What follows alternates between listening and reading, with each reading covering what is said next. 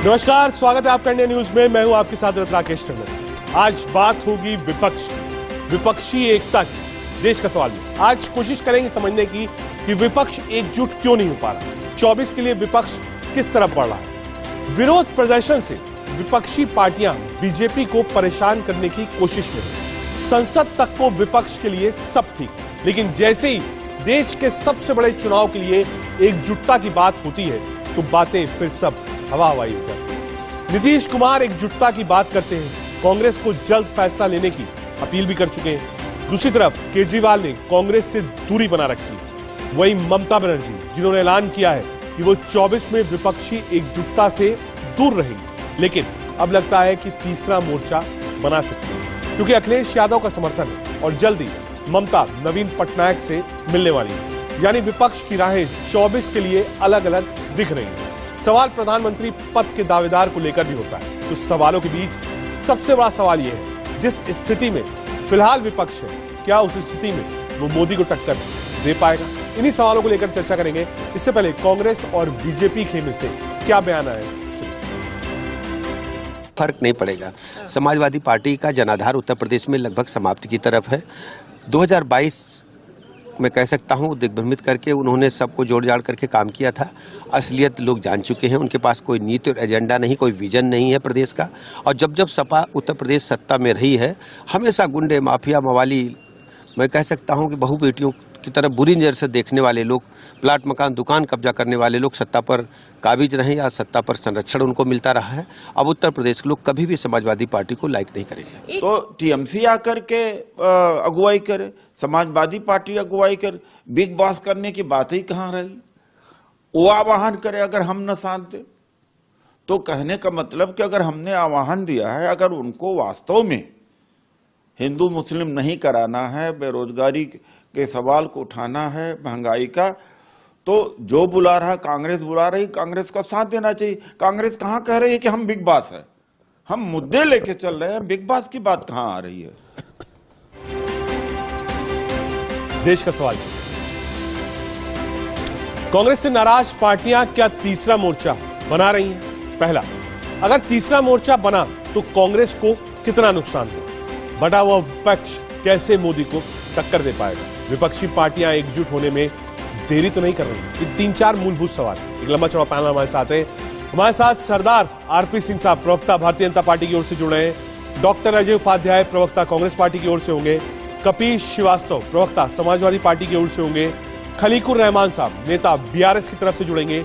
और मानव जायसवाल, प्रवक्ता टीएमसी की ओर से होंगे। शुरुआत कपीश जी मैं आपसे करना चाहता हूं, क्योंकि हम आज ये बहस इसलिए भी कर रहे हैं क्योंकि हमने देखा पार्लियामेंट में पार्टियां एक साथ रहती हैं, लेकिन पार्लियामेंट के बाहर अलग हो जाती हैं।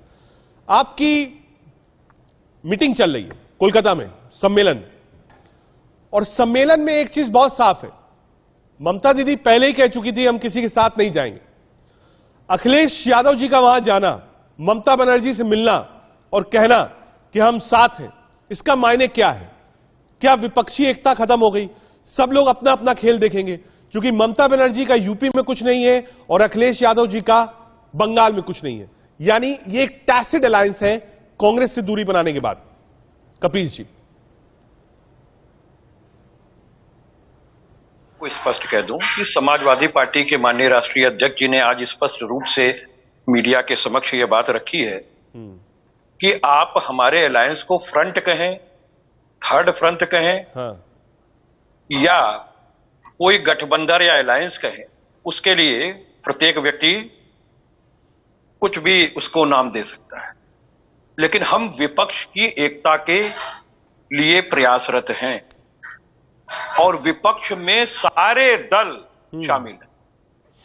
भाई, जिन्हें भी इस देश के संविधान के रक्षार्थ, इस देश के अंदर जो संवैधानिक संस्थाओं को चूल्हे हिलाने का काम भारतीय जनता पार्टी की सरकार कर रही है, इस देश के अंदर जो आर्थिक विपन्नता लाने का काम भारतीय जनता पार्टी की सरकार कर रही है, इस देश में पूंजीवाद को जो बढ़ावा देने के काम चंद पूंजीपतियों के हवाले देश करने का काम जो भारतीय जनता पार्टी की सरकार कर रही है, और जो इतने बड़े बड़े फ्रॉड हो रहे हैं कि 10 लाख करोड़ रुपए देश का डूब रहा है, एलआईसी का डूब रहा है, एसबीआई का डूब रहा है, और एक ज्वाइंट पार्लियामेंट्री कमेटी के गठन से जो नहीं, सरकार भाग रही है। कपिल जी जरा विपक्षी एकता पर रहिए, मैं आ जाऊंगा उस पे भी। आप जहां जाना चाह रहे हैं जेपीसी पे भी आ जाओ।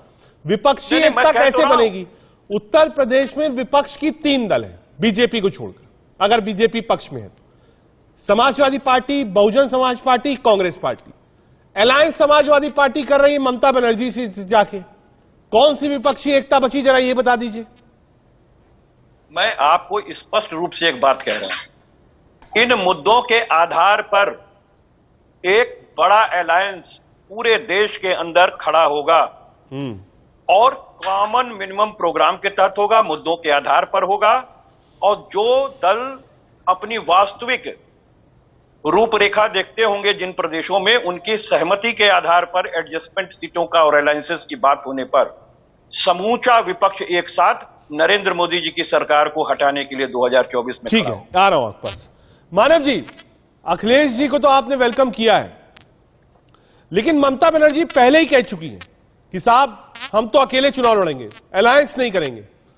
संसद में भी कांग्रेस के साथ ममता दीदी के सांसद नहीं खड़े हैं। इसका मतलब क्या है?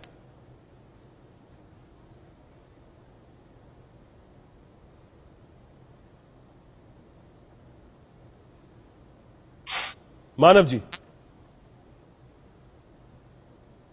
ठीक है, आता हूं आपके पास। हमारे साथ अजय उपाध्याय जी भी जुड़ गए। आरपी सिंह साहब के पास चलेंगे। आरपी सिंह साहब, ये एक नया मोर्चा बन रहा है जिसकी अगुवाई ममता दीदी और अखिलेश जी कर रहे हैं।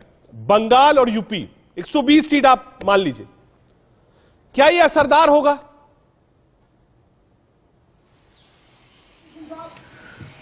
ना, आवाज नहीं आ रही। आरपी सिंह साहब,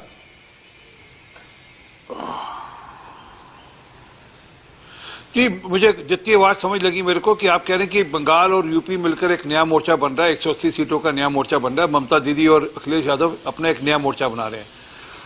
वो मोर्चे 10 बनाए, परंतु पॉलिसीज क्या है उस पर कोई चर्चा नहीं कर रहा है ना जी। क्या उनके पास आयुष्मान भारत से बेहतर कोई पॉलिसी है जो देश में आज 50 करोड़ से ऊपर लोगों को हेल्थ इंश्योरेंस देती है 5 लाख तक का? क्या उनके पास किसान सम्मान निधि से कुछ और बेहतर करने को है क्या? क्या उनके पास जिस प्रकार से देश में सड़कों का नेटवर्क बना है, जिस प्रकार से रेल का नेटवर्क बढ़ा है, जिस प्रकार से हवाई अड्डों का नेटवर्क बढ़ा है, उससे बेहतर कुछ करने को बताने को है? कि जिस प्रकार से भारत के अंदर सिर पे 3 करोड़ से ऊपर महिलाओं को सिर पे छत दी गई है, जिस प्रकार से 45 करोड़ से ऊपर महिलाओं के बैंक खाते खोले गए 0 बैलेंस के माध्यम से, तो इनसे बेहतर कुछ पॉलिसी होगी तो फर्क पड़ेगा। अन्यथा आप 2 और 2 4 करते रहिए, उससे फर्क पड़ने नहीं। ये गेम केमिस्ट्री का नहीं है, ये साइंस कुछ और है। ये साइंस ये है कि आप के पास क्या कोई ऐसा नेता है जिस पर लोग विश्वास करें और ऐसा नेता है जो जमीन पर डिलीवर कर सके। ठीक है, लेकिन सिंह साहब, बीजेपी को फायदा है क्योंकि विपक्ष एकजुट नहीं हो रहा है। पहले जमाने में इस बात को कहा जा रहा था 2 साल पहले कि संपूर्ण विपक्ष एक होगा और भाजपा के खिलाफ एक प्रत्याशी उतारेगा, लेकिन अब ऐसा नहीं है। देखिए, ममता अलग है, उनके साथ अखिलेश है, कांग्रेस है, उनके साथ 13-14 लाइक माइंडेड पार्टीज हैं, आम आदमी पार्टी और बीआरएस अलग चल रहे हैं, जगन बीजेडी का कुछ पता नहीं है। तो ये जो टूटा हुआ विपक्ष है, ये कम से कम एक राहत की सांस है भाजपा के लिए 24 से पहले।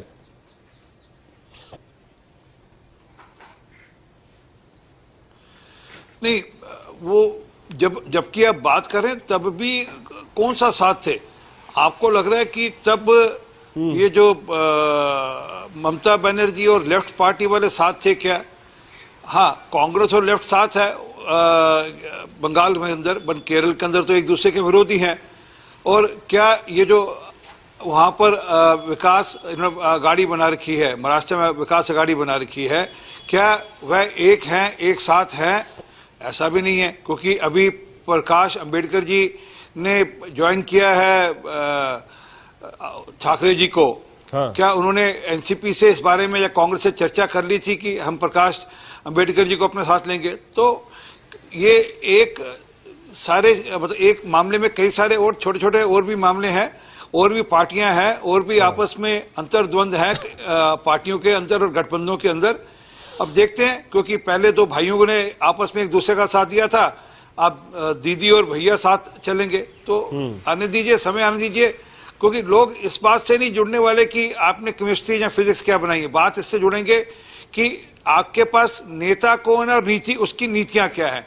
अगर आपके पास कोई नेता होगा और उसकी नीतियां होंगी तो लोग अवश्य आपको वोट देंगे। परंतु आज मुझे लगता नहीं कि प्रधानमंत्री जी की जो जन कल्याण नीतियां हैं, जिस प्रकार से कोरोना के दौरान उन्होंने, ठीक है, पॉइंट टेकन, आपका काम बोलता है, यही बात हुई। अजय उपाध्याय जी, अजय जी, कहां नीतीश बाबू बार बार कह रहे थे कि कांग्रेस देरी क्यों कर रही है, विपक्ष को एकजुट करिए, लीडर्स ने कहा, लेकिन कांग्रेस ने ऐसा कुछ किया नहीं। देखिए, ममता बनर्जी और सपा एक साथ है और ममता बनर्जी साफ कह चुकी हैं कांग्रेस के साथ नहीं आएंगे। आम आदमी पार्टी आपके साथ खड़ी नहीं है, बीआरएस ने अलग मोर्चा बनाया है, बीजेडी है नहीं, तो ये विपक्षी एकता की जिम्मेदारी किसकी थी? ये तो आपकी थी। सबसे बड़ा विपक्षी दल देश में तो आप ही है। अजय जी। रजत भाई ठीक कहा आपने कि सबसे बड़ा विपक्षी दल हम ही है। कन्याकुमारी से कश्मीर तक, कच्छ से कोहिमा तक हमारी ही संगठन है। हमारे पास ही सब जगह राजनीतिक दृष्टिकोण से यदि देखें तो मुद्दे भी हैं और सब जगह लोग भी हैं जो जन आंदोलन में भाग ले रहे हैं। और आज सड़क से संसद तक यदि लड़ाई की बात है तो निश्चित तौर पे संसद में सभी विपक्षी दल हमारे साथ आकर के सरकार की नीतियों का विरोध कर रहे हैं, चाहे अडानी के मुद्दे हो, जेपीसी ज्वाइंट पार्लियामेंट्री कमेटी की बात हो, या ईडी के पास कंप्लेन लेकर जाने के क्रम में जो चीजें दिखी और जो आप लोगों ने दिखाई।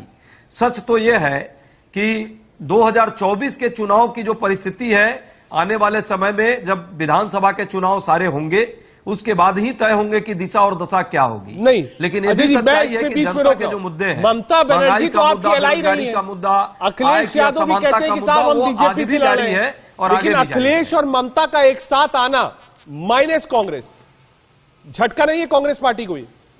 देखिए ममता जी का जो जनाधार है और जिस तरह से हम बंगाल में चुनाव में आपने देखा है, विधानसभा चुनाव में भी हम अलग लड़े, उत्तर प्रदेश में भी अखिलेश जी से हम लोग अलग लड़े, लेकिन ये पूरा भरोसा है कि भाजपा हराने में ये पूरे लोग, चाहे वो राष्ट्रीय क्षेत्रीय स्तर पर जिनकी जो भी पहचान है, अंततः कांग्रेस का जो एक बड़ा पूरे देश में जो एक संगठन है और पूरे देश में जो लोग हैं, जब परिस्थितियां वैसी बनेगी तो सभी लोग साथ होंगे। राज्यों की अपनी राजनीति है और उस राजनीति के क्रम में यदि ममता जी कांग्रेस से पहले से भी अलग थी और आज भी अलग है, अखिलेश जी का ऑलरेडी विधानसभा चुनाव में हम सब ने देखा है कि कांग्रेस और वो अलग लड़े। दिल्ली में आम आदमी पार्टी की बात करें तो लड़ाई की बात थी, दोनों के मानव जी के पास चलता हूं। मानव जायसवाल जी, मानव जी, क्या ये जो बाई इलेक्शन हुआ और बाई इलेक्शन का जो रिजल्ट था उससे दूरियां बढ़ गई, कांग्रेस से दूरियां बढ़ी क्यों? आप अखिलेश जी के साथ हैं, कांग्रेस के साथ नहीं है 24 के चुनाव के लिए, क्यों? मानव जायसवाल जी। पहले तो सभी को मेरा नमस्कार है और देश की जनता को भी। और जहां तक बात है कांग्रेस की, सर मैं बहुत कुछ सुन रहा था, इनकी बहुत बड़ी संगठन है, देश की द्वितीय सबसे बड़ी पार्टी है, हर क्षेत्र में इनके संगठन है। लेकिन हाँ, ये संगठन वाली ऐसी सरकार है कि 45 में से 40 असेंबली इलेक्शन हार जाती है। मेघालय की बात करते हैं, पूर्व राज्य की बात करते हैं, वहां हमारी जो पार्टी है कुछ दिन पहले फॉर्म हुई और इनसे ज्यादा परसेंटेज लेके हम आ गए। और जहां तक बात है बाई इलेक्शन की, सर 2021 में भी तो ये विपक्ष में लड़े थे। बहुत बड़ी पार्टी है, लेकिन बड़ी पार्टी के साथ साथ इनके पास इनकी आइडियोलॉजी की चिंतन हो गया है। आइडियोलॉजी का चिंतन क्यों है? अब केरल में देखिए, ये सीपीआईएम से लड़ते हैं, उनसे घमासान होता है, लेकिन बंगाल में आके उनके साथ हाथ जोड़ के उनके साथ गठबंधन में आ जाते हैं। त्रिपुरा में वो लड़ते हैं, लेकिन होता क्या है ये तो बहुत समझ में नहीं आता कि क्या हिसाब। और जहां तक बात है भाजपा की, सर कांग्रेस और भाजपा एक ही सिक्के के दो पहलू हैं। हम लड़ रहे हैं, हम नहीं लड़ रहे हैं, पूरा देश भाजपा के खिलाफ लड़ रहा है। आज हम अभी सुन रहा था, मैं भाजपा के बड़े अच्छे सुंदर प्रवक्ता है, बहुत कुछ लोग बोल रहे थे, इसके पहले भी जो भाषण दे रहे थे, मैं जानता नहीं कौन वो, लेकिन वो बोल रहे थे कि भाई सपा एकदम निस्तनाबूद हो गई है, कोई सपा को कोई वोटे नहीं दे रहा है, सपा को कुछ हो ही नहीं रहा है। और एक बात बताइए, जब इतना कुछ नहीं हुआ तो 150 सीटें ऐसी हैं जो 5000 कम वोटों से आप जीते, वो भी 2022 में। लेकिन 2017 में तो आप 313 थे, 255 में कैसे सिमट गए? कौन सा ऐसा बाबा का बुलडोजर बीजेपी की तरफ चल गया? बुलडोजर वाली सरकार है ना। अब देश बुलडोजर वाली सरकार नहीं चाहती है, देश चाहती है निर्माण वाली सरकार। हम निर्माण करना है। सिंह साहब एक बार आप हमको रिप्लाई दे बच्चों को दीजिए, रोजगार फिर देना है। खलीकुर रहमान और साहब मैं एक बीआरएस बात से भी बोलना है, चाहता हूं, ये कह रहे हैं बुलडोजर वाली सरकार नहीं चाहिए। सिंह साहब, मानव अभी जायसवाल जी, आजमगढ़ और रामपुर का रिजल्ट इनको यूपी का पता नहीं, इनको आजमगढ़ और रामपुर का रिजल्ट, ये सर सुना अरे मैंने, सुनिए, मेरा निवेदन इनको आपकी आजमगढ़ और एसटी रामपुर का पार्टी रिजल्ट है। बता दीजिए, समझ लग कितना जाएगा परसेंटेज वोट कि हुआ लोगों था का आपका? रुझान क्या है। दोस्त, कितना परसेंटेज मैंने वोट मानव जी डाला आपको हुआ था? टोका नहीं, अच्छी बात नहीं मानव जी आप एक बार मानस उनको भाई, कंप्लीट मैंने करने टोका दीजिए, नहीं, बिल्कुल आप, सही। अरे आप सुनो मानस भाई, मैंने मानव भाई एक नागपुर बार में भी कंप्लीट कोई करने सीट दीजिए, आपने एक सवाल पूछा है नागपुर में भी बुलडोजर हारेगा। वाली सरकार पर, आप उनका मत ले लीजिए, हो सकता है सहमत ना हो, आप रिप्लाई कर दीजिएगा। आरपी सिंह साहब,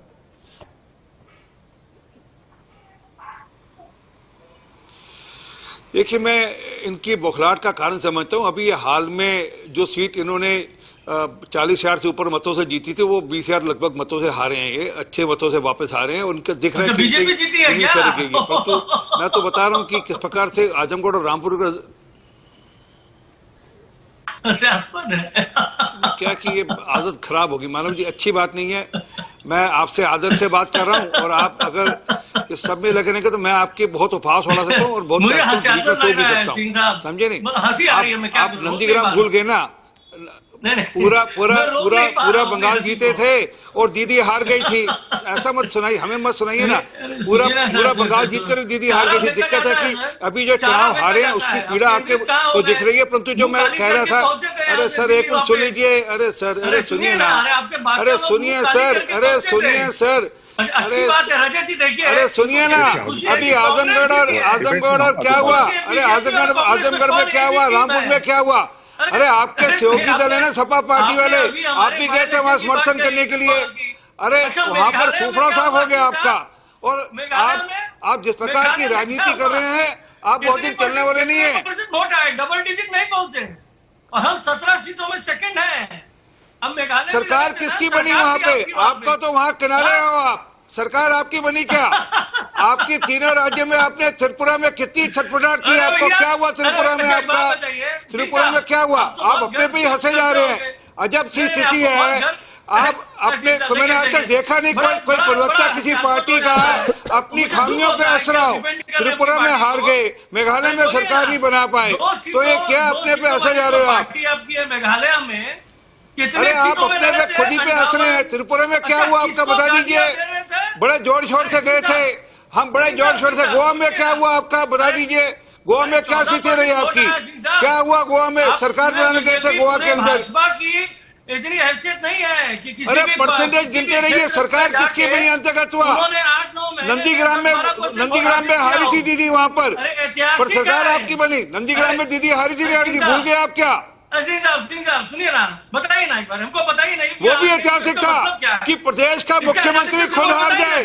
जहां से प्रदेश का मुख्यमंत्री खुद हार गया, ऐसा होता नहीं कभी भी। ये भी अपने आप में ऐतिहासिक आ गया।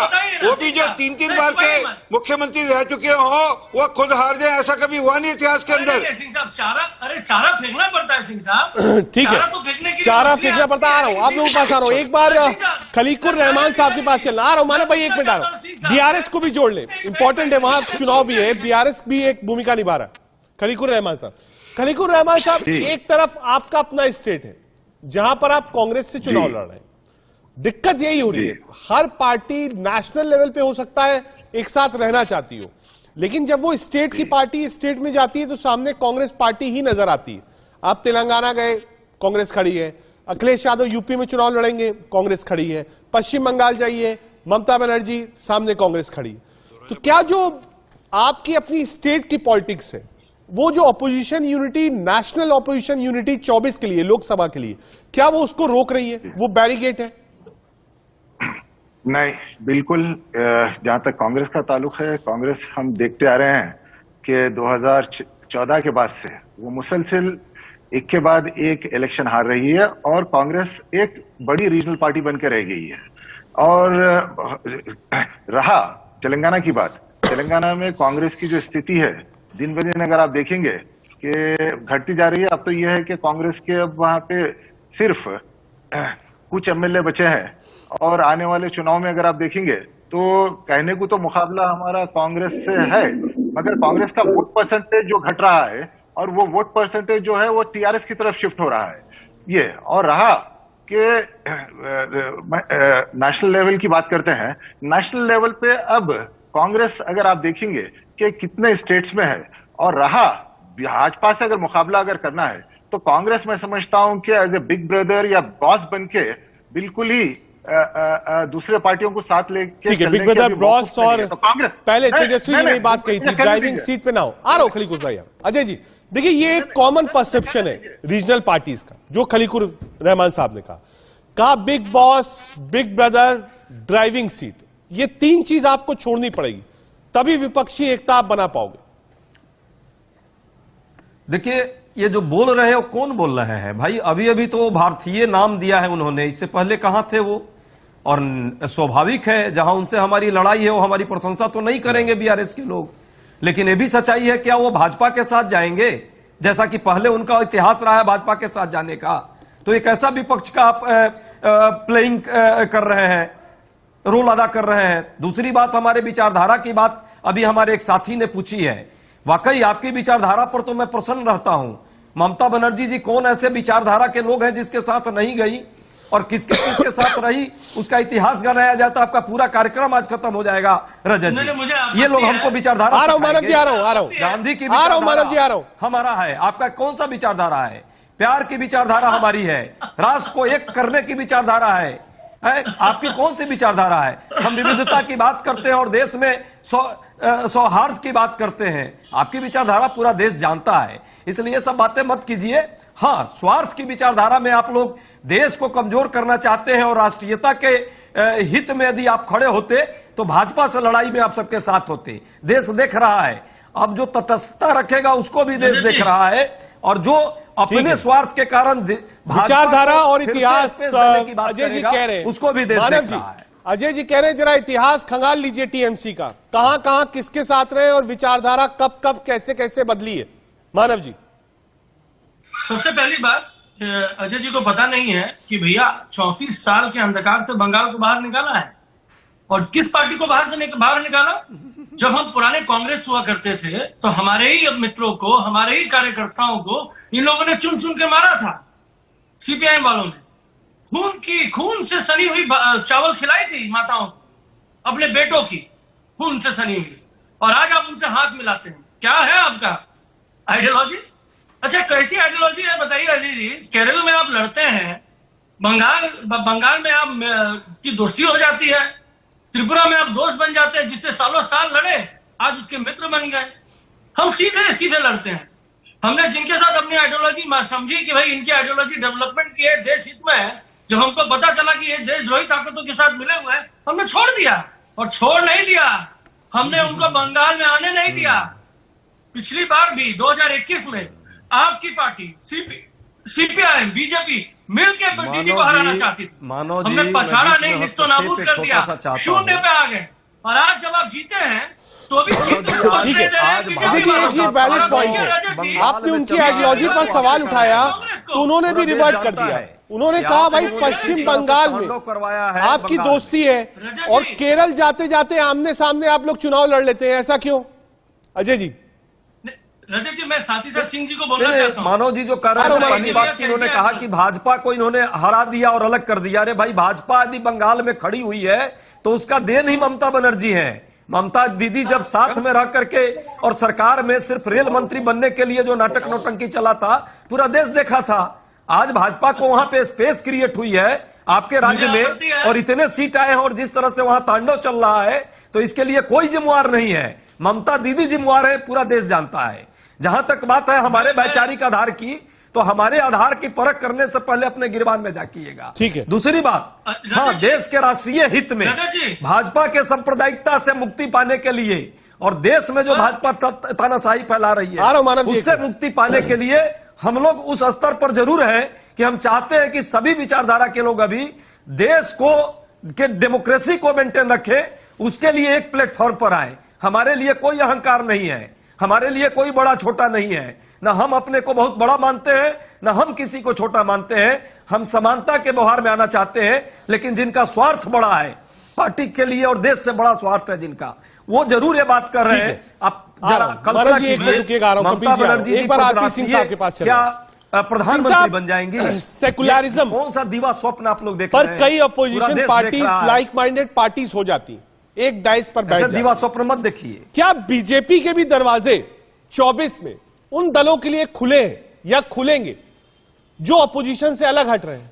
ममता जी आपके पास पहले बार सरकार में एक बार शामिल हो चुकी है एनडीए में, तो क्या बीजेपी ओपन है नए अलायंस के लिए?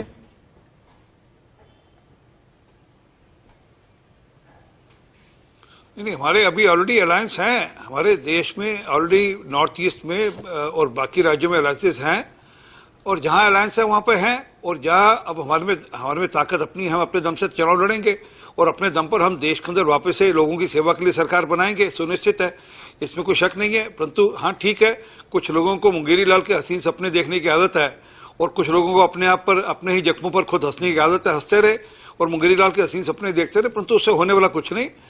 अंतगत्वा जो मैंने कहा, लोग इस बात पे वोट डालेंगे, इस बात पे भाजपा के साथ जाएंगे कि भाजपा की जो जन कल्याण नीतियां हैं, जो गरीब कल्याण नीतियां हैं, जिसके अंतर्गत कोरोना काल के दौरान जिस प्रकार से पूरे देश को निकाला कोरोना से, उसके बाद भी जिस प्रकार से गरीबों की चिंता आज भी प्रधानमंत्री जी कर रहे हैं, जिस प्रकार से हर घर में नल से पानी की चिंता की जा रही है, हर घर में बिजली पहुंचाई जा रही है, इस सब विषयों को ध्यान में रखते हुए, और मैं तो बड़ा स्पष्ट कह रहा हूं, इनके पास कौन सा नेता ऐसा है जो आज प्रधानमंत्री मोदी जी के साथ कोई टक्कर ले सके? एक भी नहीं। हाँ ठीक है, अपने क्षेत्रीय दल के नाते से अपना काम करे, परंतु जब देश का वोट डालने की बात आती है, जब पार्लियामेंट के इलेक्शन की बात आती है, तो लोग अपने हिसाब से मत देते हैं, तब वह राज्य के हिसाब से मत नहीं देते। जब राज्य के जब पोलिंग होती है, जब स्टेट का इलेक्शन होता है, तो लोग स्टेट के हिसाब से वोट देते हैं। अजय उपाध्याय जी, मुंगेरी लाल के हसीन सपने और प्राइम मिनिस्टर को ललकारने के लिए, बराबरी करने के लिए क्या कोई चेहरा है आपके पास?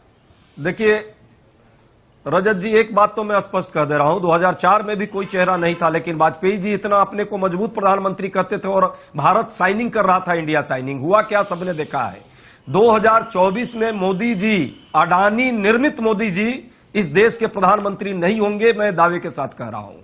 हाँ ये जरूर है कि सभी विपक्षी पार्टियों को अपने वैकल्पिक राजनीति के तहत एक मंच पर आएंगे तो जनता का ज्यादा कल्याण करेंगे। अलग अलग मंचों पर आकर के यदि कांग्रेस को या अपने आप में मजबूती नहीं ला पाएंगे तो उससे मेहनत ज्यादा कांग्रेस को बाकी चीजों को करनी पड़ेगी। 24 की भविष्यवाणी कर दी अजय उपाध्याय जी ने। कहा साहब 2004 याद कर लीजिए, अटल बिहारी वाजपेयी इंडिया शाइनिंग का 2004 और 24 का एकदम क्लियर है, वही खेल होने जा रहा है। जनता तैयार है सिंह साहब, जनता तैयार है, अजय उपाध्याय जी कह रहे हैं। जी, मैं जनता राहुल जहांगीर गांधी को देख चुकी, किस प्रकार विदेश में जाकर राहुल जहांगीर गांधी किस प्रकार विदेश में जाकर देश को बदनाम करते हैं। अब नरेंद्र अडानी को भी देख रही है सिंह साहब, नरेंद्र अडानी को टोका नहीं, मैंने आपको अच्छी बात की, जब सुनने की हिम्मत रखा करो। मैं तो 80 नाम ले रहा हूँ, उन्हीं का 80 नाम है, ये मेरा दिया हुआ नाम नहीं है। जरा कृपा कर उनके दादा का नाम सुन लीजिएगा, फिरोज जहांगीर गांधी था उनके दादा का नाम, ये तो आपने बदल लिया, बाद में गांधी कर लिया। तो सच को सच छुपता है ना, परंतु जो हकीकत है, जिस प्रकार से विदेश जाकर लोकतंत्र पर उपहार छोड़ा, लोकतंत्र पर हमला किया और कहा कि देश में लोकतंत्र नहीं है, और जिस प्रकार विदेश में जाकर वेमिनिस्टर्स लाने की कोशिश करी और सिर्फ बच्चों को जाकर बोला कि आप देश के अंदर सेकंड क्लास सिटीजन हो, तो देश देखता है, देश समझता है कि किस प्रकार के लोग हैं। आपको देश देख चुका है जिस प्रकार से आपने लोकतंत्र का उपहार छोड़ाया और लोकतंत्र पर आपने जिस प्रकार से प्रहार किया विदेशी धरती पे जाकर। आपको लगता है देश आपको छोड़ देगा? आपको लगता है देश आपको माफ कर देगा? कोई आपको देश में कोई माफ करना? इस देश में लोकतंत्र जड़ में है और आपने आज उसी जड़ में जाकर पानी डालने की कोशिश करी, ये कहकर कि देश का लोकतंत्र खतरे में है, सुप्रीम कोर्ट खतरे में है, मीडिया खतरे में है। बता दीजिए, आप मीडिया में बैठे अपनी बात कर रहे हैं, कितने मीडिया खतरे में है? प्रधानमंत्री के लिए देश के प्रधानमंत्री का काम जो होना चाहिए वो नहीं कर रहे हैं। सबको पूरा देश देख रहा है आपको। वो राहुल गांधी जो राहुल गांधी चाइना से पैसे लेते हैं और चाइना से पैसे लेकर यहाँ आकर झूठ बोलते हैं, उसके बारे में क्या कहना है? मैं तो बही खाता भेज दूंगा आपको, राजीव गांधी फाउंडेशन का बही खाता भेज देता हूँ, उसे समझ लग जाएगा कि राजीव गांधी फाउंडेशन में राहुल गांधी के लिए कितने पैसे हैं चाइना से।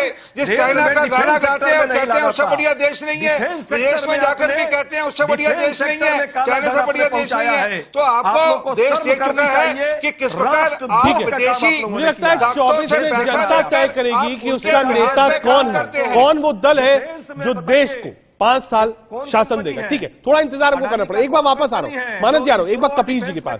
कपिल जी, क्या समाजवादी पार्टी ने ये बात मान ली है कि अलायंस करने से बहुत ज्यादा उसको फायदा नहीं होगा? लोकसभा में एक बार अलायंस बीएसपी के साथ, बहुत ज्यादा फायदा नहीं। विधानसभा में एक बार अलायंस कांग्रेस पार्टी के साथ, कोई फायदा नहीं। ममता बनर्जी से तो कोई अलायंस नहीं हो सकता ना? या आपको लगता है कि हाँ ममता दीदी से अलायंस होगा या केसीआर साहब से अलायंस होगा? इन लोगों से आप अलायंस कर भी लीजिए तो यूपी में तो कुछ कास्ट इफेक्ट है नहीं, कोई यूपी में वोट बढ़ या घट नहीं जाएगा इनसे अलायंस करने पे। या ममता बनर्जी का कोई वोट नहीं, या अखिलेश यादव कोलकाता में प्रचार कर देंगे तो ममता का वोट बढ़ जाए, ऐसा तो कुछ नहीं है ना। हम तो पूरे देश को अलायंस में लाना चाहते हैं ना, समूचे विपक्ष को अलायंस में लाना चाहते हैं ना। उत्तर प्रदेश के अंदर हमारे पहले से जो अलायंसेस चल रहे हैं उनके साथ चुनाव में जाएंगे क्या? 2022 के अंदर विधानसभा के इलेक्शन में 36% वोट समाजवादी पार्टी ने पाया है, और जब हम 36% वोट पाए हैं, हाँ, और 4 बार जब हमने उत्तर प्रदेश में सरकार बनाई थी तो हम 36% वोट नहीं पाए थे। अब कुछ चीजें आपको उत्तर प्रदेश की समीकरण को हम समझा दे रहे हैं। उत्तर प्रदेश के अंदर 13.5% मतों की अभिवृद्धि हमने 2022 के इलेक्शन में विधानसभा के किया है। 111 अपनी है, कुनबे के साथ 125 सीटें, 210 सीटें ऐसी रही हैं जहां 200 से लेके 1000 के मतों से हमें बाकायदा प्रशासन ने चुनाव हरवाया है। मैं क्यों कह रहा हूं? जो बैलेट से मत पड़े जिन कर्मचारियों, कपिल जी, मैं आपसे ये समझना चाहता हूं, आप मायावती जी से मिलते हैं, समझ में आता है अलायंस बन रहा है। आप प्रियंका गांधी जी से मिलते हैं, समझ में आता है अलायंस बन रहा है। ममता बनर्जी से मिलके कौन सा अलायंस बनाना चाहते हैं? ये तो पोस्ट पोल अलायंस की बात हो गई कि साहब अखिलेश यादव लोकसभा की सीटें जीत के आए, ममता बनर्जी जीत के आए, कहें आइए हम लोग एक साथ बैठते हैं, तब बात करते हैं तीसरे मोर्चे की। रजत भाई, एक तो आप इतने देर बाद मुझे तमाशे में लाए हैं। मैं इसलिए कह रहा हूं कि मैंने 3 आदमी के बीच कुश्ती देखी। कुछ कह लेने दीजिए, फिर उसके बाद अपने प्रश्न कर लीजिएगा। बताइए। मैं स्पष्ट आपको नीति बता रहा हूं, उसको आप सुनने के लिए तैयार नहीं। मैं कह रहा हूं 210 सीटें हमने केवल जो है 200 से 1000 वोटों के बीच से हारी है, और ये प्रशासन ने हरवाई, क्योंकि 351 सीटों पर हमने बैलेट वाले में जो कर्मचारी देते हैं उसमें हम आगे थे। और आपको स्पष्ट रूप से कह रहे हैं कि अगर ये यहां पे भाजपा के माथे पे बल ना होता तो ये 2023 की जनवरी में जो स्थानीय निकाय के चुनाव होते हैं उनसे भाग करके रणछोड़ भागे नहीं होते। नहीं। क्या इन्हें मालूम नहीं था क्या? अच्छा, आप जो कह रहे थे कि आप देश का अलायंस बनाना चाह रहे हैं कपिल जी, तो क्या उस अलायंस में कांग्रेस को रखेंगे, हाँ या ना बताइए? मैंने आपको बार बार कहा, मैं आज भी कह रहा हूं कि एक का अहंकार रावण के अहंकार को बड़ा बना रहा है। मैं बहुत स्पष्ट बात कह रहा हूं। नहीं तो कांग्रेस क्या रावण का अहंकार में जी रही है, आप ये कह रहे हैं? नहीं, बिल्कुल नहीं, मैंने नहीं कहा। मैंने कहा कि अहंकार रावण के अहंकार को बढ़ा रहा है। और मैं एक चीज कह रहा हूं, अगर सूक्ष्म प्रबंधन कांग्रेस को अच्छा से अच्छा पूरे देश में, तो ये ठीक है। आ रहा हूं, अजय उपाध्याय जी आप दीजिएगा। का अहंकार है, इसीलिए आपके पास नहीं है, इतनी दूर बंगाल चले गए, वरना आते आपके पास। सिंह साहब कुछ ऐड करना चाहते थे आप, 30 सेकंड में एक बार ऐड करिए, फिर अजय जी से पूछे किस बात का अहंकार है। आ रहा हूं कपील जी, आ रहा हूं, सुनिए, मैंने पूरी बातें ले ली। सिंह साहब कुछ कह रहे हैं। रामपुर और आजमगढ़ के रिजल्ट की रामपुर, मुझे छोटी सी टिप्पणी देनी है, बाकी तो ये कह चुके। जो रामपुर और आजमगढ़ के इलेक्शन का याद चलाने थे, अभी हुए थे बाई इलेक्शन। एक दूसरा, ये जो पोस्टल बैलेट है उससे इलेक्शन जीत रहे थे। देखिए, जो जनता ने वोट दिया उससे इलेक्शन नहीं जीतने की बात करें। बोले जो हमारे पोस्टल बैलेट आए थे उससे, वो पोस्टल बैलेट कुछ 100 वोट होते हैं, मुश्किल से पूरे, अगर 1 लाख की कॉन्स्टिट्यूंसी, अगर 2 लाख की कॉन्स्टिट्यूंसी होगी तो उसमें 100-200 वोट पोस्टल बैलेट होते हैं। ये पोस्टल बैलेट में हम जीत रहे थे, तो इसलिए हम जीत रहे थे। ठीक है, ये कहना है। बाई इलेक्शन की बात उन्होंने कपिल जी, कहीं मैं आ रहा हूं आपके पास, एक बार चलते हैं मानव जायसवाल जी के पास। मानव जी, ये जो नॉर्थ ईस्ट के रिजल्ट्स हैं, गोवा के रिजल्ट्स हैं, या पश्चिम बंगाल में अभी बाई इलेक्शन का रिजल्ट हुआ, आपको लगता है कि ये जो डिवाइडेड ऑपोजिशन है, अगर ये ऐसे ही चलता रहा तो 24 में बीजेपी तो बिल्कुल केक वॉक है। कहां आप लोग लड़ाई लड़ेंगे भाई? एक वोट ममता दीदी को पड़ेगा, एक वोट लेफ्ट को पड़ेगा, एक कांग्रेस को पड़ेगा और एक बीजेपी को पड़ेगा। कैसे जीत लेंगे आप? देखिए, नॉर्थ ईस्ट की जो बात आप कर रहे हैं, तो नॉर्थ ईस्ट को जीतने से ही बीजेपी अपनी सरकार नहीं बना। जहां तक बात है, जो बताते हैं ना, आरपी सिंह जी की मैं बात सुन रहा था, जो वो बहुत सुंदर तरीके से बोलते हैं हम गठबंधन में हैं। मेघालय में ये लोग लड़ रहे थे, कॉनराड जी सबसे बड़े विलेन थे, सबसे करप्ट इंसान थे। अमित शाह जी 2 दिन पहले तक उनको करप्ट चिल्ला रहे थे, लेकिन जैसे रिजल्ट आउट हुआ और इनकी डबल इंजन की सरकार 2 सीटों में सिमट गई, तो बोल दिया, अरे माई बाप, हमको भी सरकार में ले लीजिए, हम गठबंधन में हैं। ये है इनका गठबंधन। दूसरी बात, जहां तक बात हो रही है, त्रिपुरा का भी जानकारी खत्म करने दीजिए, त्रिपुरा के बारे में बोल दीजिए मानव जी। वो भी बताएंगे, त्रिपुरा में क्या हुआ? बड़ा जोर शोर से गए थे अभिषेक बनर्जी, हल्ला करते हुए, ढोल बजाते हुए गए थे त्रिपुरा में अभिषेक बनर्जी। क्या हुआ वहां पर? अरे मैंने पूछा, उसका जवाब दीजिए। त्रिपुरा में बड़ा ढोल बजाकर गए थे अभिषेक बनर्जी। ये है इनका Tripura model. Double engine model ऐसा है कि पता ही नहीं चलता कौन सा इंजन कहां चला गया, और ये डबल इंजन ही है जिसके खिलाफ जनता वोट देना चाहती है, क्योंकि जनता देख रही है कि जहां जहां आपकी सरकार नहीं है वहां ब्लैकमेल करते हैं जनता को। तभी त्रिपुरा में भाजपा को आशीर्वाद दिया और आपका सुखड़ा साफ कर दिया। बिहार में तभी त्रिपुरा में लोगों ने आशीर्वाद दिया और आपका सुखड़ा साफ कर दिया। वो जो भ्रष्टाचार में पैसे कमाए थे, सबके सब लगा दिए वहां पर। जो भ्रष्टाचार से पैसे कमाए थे सब चुनाव में लगा दिए। उसके बावजूद आपको चुनाव हरा दिया। और तो और आप बंगाल में अपनी सीट नहीं बचा पाए, और तो क्या करेंगे? एक बाई इलेक्शन हुआ बंगाल में, उसमें भी अजय जी आ रहा हूं, 1 मिनट आ रहा हूं, सिंह साहब आ रहा हूं। एक मूलभूत सवाल अजय उपाध्याय जी, क्या कांग्रेस फेल हो रही है अपोजिशन यूनिटी को कायम रखने में? पहला। दूसरा, लोग ये कह रहे हैं कि साहब अभी भी आप नहीं मान रहे कि आप सत्ता में नहीं है, धीरे धीरे कल दल आपसे अलग होते जा रहे हैं, ऐसा क्यों? थोड़ा शॉर्ट में अजय जी। देखिए रजत भाई, पिछले 3-4 महीने से जो भारत जोड़ो यात्रा चली और उसमें हमने सभी राजनीतिक दलों को आमंत्रित किया, जो भी विपक्ष में है। क्या हम सड़कों पर हैं और यदि हम निमंत्रण दे रहे हैं तो हम अहंकारी हैं? अहंकारी होते तो हम निमंत्रण नहीं देते। अभी संसद की जो प्रक्रियाएं चल रही है और जिस तरह से सारे विपक्षी दल को हम निमंत्रण देते ही नहीं है, सिर्फ उनको प्रयास करते हैं एक मंच पर आकर के मुद्दों पर बात करें और सरकार को घेरे। क्या हम, यदि हमारा ये दायित्व नहीं बनता तो हम नहीं करते? कर रहे हैं हम।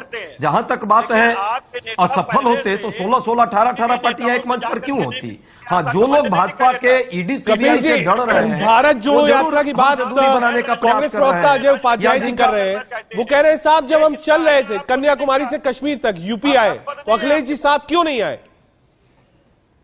कपिल जी नहीं, हमने निमंत्रण दिया, हमें नहीं कह रहे क्यों नहीं आए, उनका अपना था प्रेरोगेटिव। सुन ले राजा भाई, आप लेटर लिख करके अपने कर्तव्य की तीसरी कर रहे हैं, वो भी किस कार्यक्रम में जो गैर राजनीतिक। आपने कहा कि गैर राजनीतिक, और राजनीतिक दल को शामिल कर रहे हैं। पहले तो ये आप परिभाषित कर लीजिए, गैर राजनीतिक एक राजनीतिक दल कैसे कर सकता है? दूसरी चीज मैं ये पूछ रहा हूं कि एक पत्र लिख देने से आप विपक्षी एकता को कैसे प्रबंधन कर लेंगे? कुशल प्रबंधन का मंत्र आपको हमको समझाना नहीं अजय भाई, आप डॉक्टरेट हैं, आपने शोध किया होगा बकायदा कि सूक्ष्म प्रबंधन किस तरीके से होता है। आपके किसी भी नेता ने पढ़ करके आगे कोशिश की है पूरे देश को जोड़ने के लिए राजनीतिक दलों को? आप देश जोड़ने निकले लेकिन राजनीतिक दलों को भूल गए, जो आपके समान विचारधारा में आपके साथ भी हैं और आप उनके साथ हैं। आप सह नेतृत्व क्यों नहीं लेना चाहते? ठीक है, बड़ा और छोटा अजय जी 10 सेकंड में कमेंट वाइंड अप करना है। का चिट्ठी लिख देने से राजनीति शुरू और खत्म नहीं हो जाती? कपीस भाई, देखिए कपीस भाई एक विद्वान व्यक्ति हैं। यदि हमारा सहयोग और हमारा विरोधी प्रतिपक्ष की भूमिका में हम ईमानदार नहीं होते, ठीक है, तो आज सिंह साहब कुछ ऐड करें। सिंह साहब 10 सेकंड बस, सपा के लोग भी हैं, आरपी सिंह साहब 10 सेकंड लड़ाई में हम साथ हैं। आ रहा हूं जी, कांग्रेस का आरपी सिंह साहब 10 सेकंड। महत्वाकांक्षा है। मुझे तो सबको सिर्फ पता इतना है, कहना है होना कि कुछ नहीं जहां है। जहां पे सिर्फ डफली बजाने का काम है इनका। अरे डफली अजय भाई बजाते रहे हो वो। गया, लेकिन अजय भाई हो जनता गया। के हित में जहां जहां पे विपक्ष में अलायंसेस एक है साथ वहां खड़ा अलायंसेस होगा टिक पाएंगे। क्या और एक बिहार मंच में पे अलायंस खड़ा टिक होना पाएगा? होगा। क्या महाराष्ट्र में इनका अलायंस टिक पाएगा? सबसे आग्रह क्या करेंगे। झारखंड में इनका अलायंस टिक पाएगा? ये प्रश्न है, बड़ा और प्रश्न खड़ा हुआ छोर आगे से- के आगे। और छोर मेरी बात से पकड़ आप लीजिएगा। आज लोकसभा चुनाव से पहले हर बिहार जगह से में, आप अगले विधानसभा चुनाव से पहले झारखंड के अंदर और अगले लोकसभा चुनाव से पहले महाराष्ट्र के अंदर बहुत इनका अलायंस थोड़ी कमी चलने वाला है, नहीं है लेकिन जो वहां बहस पर। है ये सिर्फ आज तक सीमित नहीं रहेगी। ये बहस चलेगी 24 लोकसभा चुनाव तक। देखते हैं विपक्ष एकजुट हो पाता है या नहीं। फिलहाल मुश्किल लगता है ऐसा। देश का सवाल में आज के लिए इतना ही। आगे देखिए हमारी खास पेशकश।